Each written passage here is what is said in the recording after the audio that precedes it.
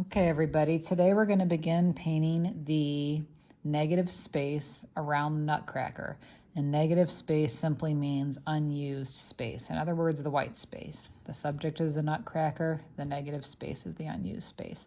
And we talked about using cool colors. So we've got blues, a light and a dark, and you'll be able to see them better as you put them on your paper. Purple. And then magenta is technically a pink with some purple in there. So if the magenta blends with purple, it leans more in the cool direction and we can consider it a cool color. We want to use cool colors because cool colors are associated in our brain with things that are chilly.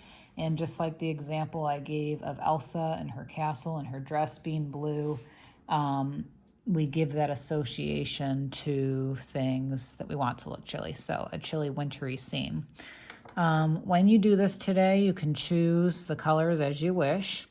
If you have any large areas like this, I could spread a little bit of water over here, not getting too close to the Nutcracker, and the water will allow the paint to spread and dilute a little bit. Sort of like this. It's already spreading a bit. And I'm going to lay down some color. I'm going to rinse. You can change colors as you wish. And I'm kind of working on my larger spaces first, being careful not to get too close because that's where I'm going to need to slow down and be a bit more careful. Okay. Rinse. I can layer colors on top of each other to get new forms of blue and purple. Spread them into one another.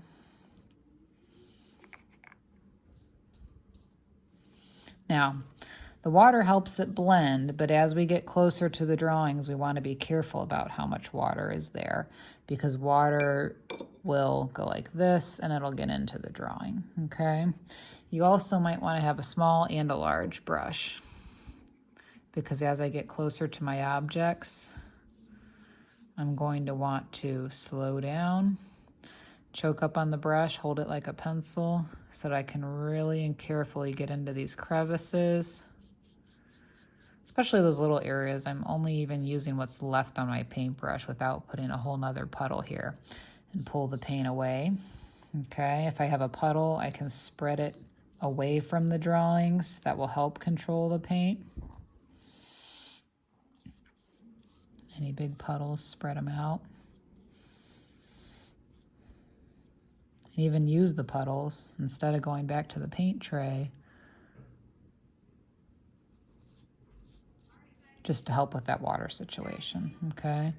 Very carefully, slowly go around your objects, always pulling the paint away. That'll help, okay? It brings the water away from it. I often like to turn my paper as I work so that the part I'm working on is nearest me and I'm not dripping on something. When you're going in little crevices, really choke up on this. Slow your hand down. It's like you're doing an outline. And then pull the paint away from the drawing. Small brush in a small space. Pull the paint away and even maybe even right out here just to spread that water around. The name of the game is slow and easy. And you're going to keep switching colors as you wish. Again, I can work a little faster in a big area because I'm not worried about it bleeding or spreading into another area.